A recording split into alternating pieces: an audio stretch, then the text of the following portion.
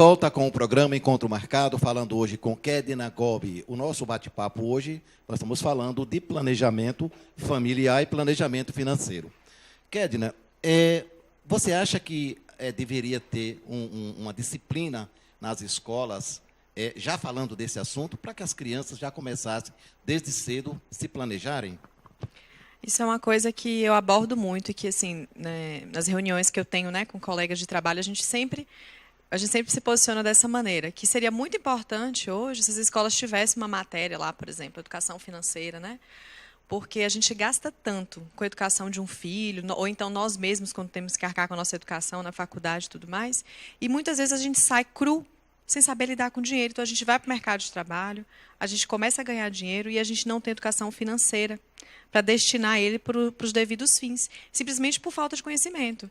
O que é natural, porque hoje no Brasil, quem conhece de planejamento financeiro é quem se especializou naquilo. A gente não consegue ter isso inserido dentro das escolas. Então, eu acho muito importante, porque às vezes, às vezes não, né?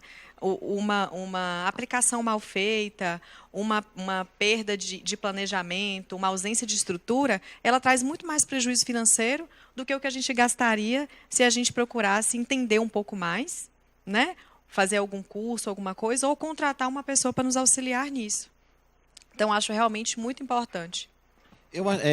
As escolas ainda não falam, nas escolas ainda não tem uma disciplina, assim, mas na verdade seria muito importante, porque as crianças já começariam a começar a gerir os seus dinheiros, a sua mesada. E a gente sabe que a base, a estrutura financeira começa desde pequeno. Não só, desculpa, só para eu completar, não só a questão assim da escola também, né?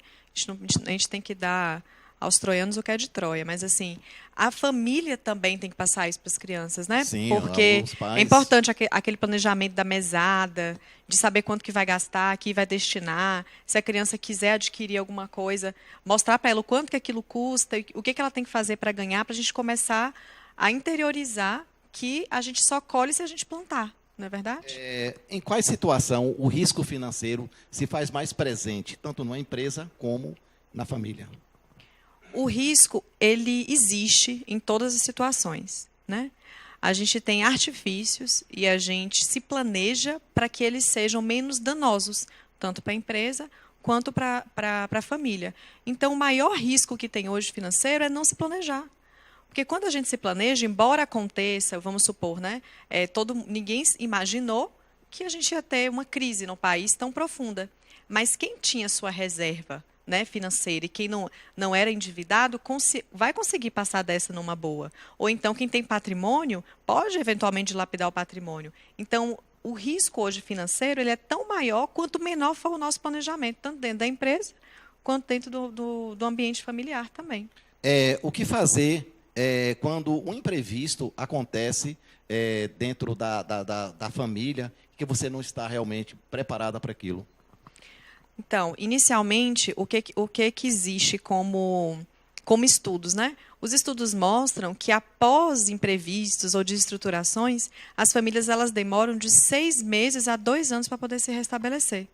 Então, não pode ter euforia, não pode ter desespero, né? A gente tem que aconteceu alguma coisa, foi um imprevisto, não estava previsto. Se a gente não tem uma estrutura, né, que consiga dar suporte a esse imprevisto, se a gente anteriormente não previu e tentou minorar e diminuir o efeito da nossa vida, é hora de respirar fundo, né, de avaliar quais são os critérios que vão ser tomados dali em diante para poder tentar recuperar a estrutura financeira.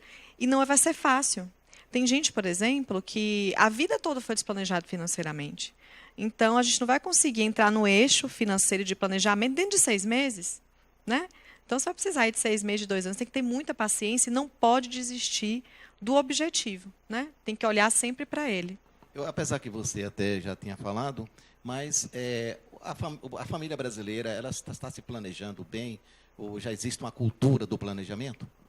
A cultura ela vem sendo inserida, né, nos últimos 17 anos, assim, vamos supor, vamos dizer, mas ainda é muito pequeno o percentual de brasileiros que se dispõem a fazer um tipo de gerenciamento de risco, como, por exemplo, seguro de vida. A gente vê muitas pessoas pensarem sempre no carro, mas não pensam em seguros de vida, em coberturas de doenças graves, de invalidez, né? Então, hoje o Brasil tem sim visto a necessidade, esse mercado tem crescido, mas ainda não é nada comparado ao Japão, por exemplo, que 99% da população tem esse tipo de estruturação, né? Tem gerenciamento de risco, 98% dos Estados Unidos tem. Então, assim, existe um lapso temporal muito grande ainda da gente em relação a países de primeiro mundo.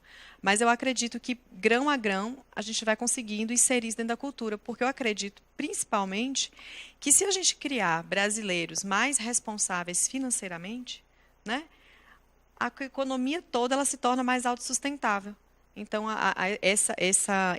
essa base de planejamento financeiro, da gente se preocupar, a gente vai passando de geração em geração e a gente vai ter pessoas mais conscientes. E aí, nesse caso, como é que entra o seguro familiar, o seguro empresarial? Então, uma vez que a gente vive, né, a única certeza que a gente tem é que a gente vai morrer. Só que o grande problema é que no caminho entre nascer e morrer, diversas coisas na vida podem nos acometer, né? Então, o seguro de vida, ele vem como um suporte, como uma proteção, para que, se eventualmente algum desses problemas de invalidez, de doença ou de morte ocorrer dentro da nossa estrutura familiar, ele vinha dar um suporte financeiro necessário para que a gente não desequilibre e consiga passar por essa turbulência tranquilo, né? Então, ele é muito importante por isso. Como profissional da área, você recomenda, então, que as pessoas se planejam e façam um seguro de vida, mais ou menos isso? Não, na realidade, o planejamento ele segue etapas, né? Então, a gente gera renda, a gente gerencia o risco para proteger a renda, a gente acumula e a gente chega nas conquistas. Então, o seguro ele é uma coisa a mais, né? Essencial, mas é uma das coisas que tem que ser feitas. Então, assim, hoje o seguro de vida ele é visto em países de primeiro mundo como responsabilidade social. O governo incentiva. Porque ele acredita, principalmente, que se o principal provedor de renda da família falta, toda a estrutura familiar e todo o planejamento financeiro que estava em volta do provedor daquela renda vai por água abaixo. E aí as pessoas acabam dependendo de algum assistencialismo público. Kedna, qual a estratégia de sucesso para a proteção do patrimônio? Então, voltando, né, no seguro de vida, uma coisa que a gente não para avaliar, mas o seguro de vida ele é muito importante para essa questão patrimonial, para a proteção patrimonial. Porque, como eu até tinha comentado anteriormente, se uma pessoa tem um patrimônio, vamos supor, avaliado em 1 milhão em nome dela, e essa pessoa falta, e tem lá 2 filhos, tem uma esposa que, na verdade, só trabalha dentro de casa, não trabalha fora, então é claro que ela contribui com a família, porque, eventualmente, se ela não estivesse em casa, alguém teria que estar para poder arcar com todas as responsabilidades, a educação do filho e tudo mais. Então, mas vamos supor que o principal provedor da renda, ele não existisse mais, né? Ele morreu. Então, todo o patrimônio que está em nome dessa pessoa fica bloqueado. E ele precisa ser inventariado, né? Precisa ser redistribuído para os filhos e para a esposa. E o valor hoje no Brasil é altíssimo. Em torno de 20% desse valor venal. Então, no patrimônio de 1 milhão, seria necessário ter pelo menos 200 mil, 150, 200 mil para pagar taxas de transmissão, taxas cartorárias e os honorários advocatícios. Então, se não existe uma estrutura que não entre em inventário, e é aí que o seguro entra, esse dinheiro ele fica disponível imediatamente para a família, né? Ele não entra no espólio, ele é inalienável, ele não deduz imposto de renda, então ele fica disponível, a família vai lá, pega aquele valor, resolve um inventário e consegue ter acesso a esses bens. Então, o seguro ele é muito usado por proteção patrimonial por conta disso. Kedna, aqui em Barreiras, para quem está assistindo esse bate-papo agora, como é que ele decide, eu vou fazer um planejamento? A quem recorrer e como ele procurar um profissional especializado no assunto? Então, né, essa é uma pergunta muito difícil até, porque, inicialmente, é importante que essa pessoa tenha conhecimento técnico, né? A pessoa ou a empresa. Então, normalmente existe uma busca, né, na internet, ou de repente bater um papo com pessoas que você já sabe que tem algum cunho de planejamento, porque provavelmente elas já começaram com alguém de confiança. Porque como é um trabalho muito personalizado e é muito difícil, né, a gente deixar que uma pessoa entre na nossa vida, é importante principalmente uma indicação. Então, conversar sobre isso para ver se levanta, né, uma boa pessoa, uma boa empresa para poder iniciar esse trabalho. Mas a vontade já é, né, um principal. Ô, Kedna, voltando um pouquinho aqui ao seguro novamente, é uma coisa que não é muito habitual na nossa região se fazer seguro de vida. Mas qual a importância de se fazer um seguro de vida? Então, o seguro de vida, ele é muito importante, assim. Não sei se principalmente, né, para algumas pessoas, assim, para mim, principalmente para proteger, né, uma pessoa que fique e que dependa de mim, e também para me proteger em vida. Então, o que acontece? Eu não tô falando nem de bandeira A, bandeira B, porque o essencial é que, principalmente o planejador financeiro, ele não tenha nenhum tipo de bandeira e que ele não tenha nenhuma preferência por instituições financeiras, porque aí é muito fácil, né? Ele não vai fazer o que é melhor para o cliente, não vai fazer o que é melhor para a pessoa que está precisando, vai fazer o que é melhor para ele, em termos de comissionamento e tudo mais. Então, antes de fazer o... Dentro disso também existem várias opções do seguro, não é isso? Existe um seguro ideal para cada um. A gente não... Quem calça 38, não adianta botar 39, 40 que vai precisar de um cinto, não adianta botar 36, vai ficar apertado. Então, sempre existe um perfil ideal de seguro para a pessoa, existe o formato. Então, assim, hoje, o melhor conceito de seguro de vida que existe é o conceito do Whole Life Plus. É um seguro que é vitalício. É um seguro que a gente não precisa ficar preocupado se vai ser renovado no outro ano, se não vai. Se a gente morrer, se nossa família vai receber. Se eu ficar inválido, será que eu vou receber?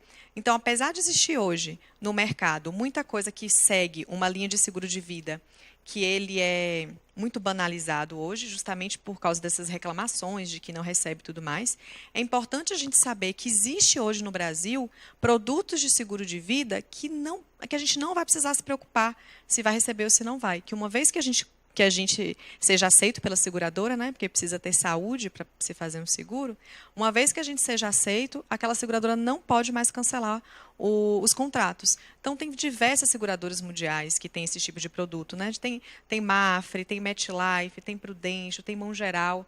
Então, o importante Isso são seguradoras. Isso, são seguradoras, né?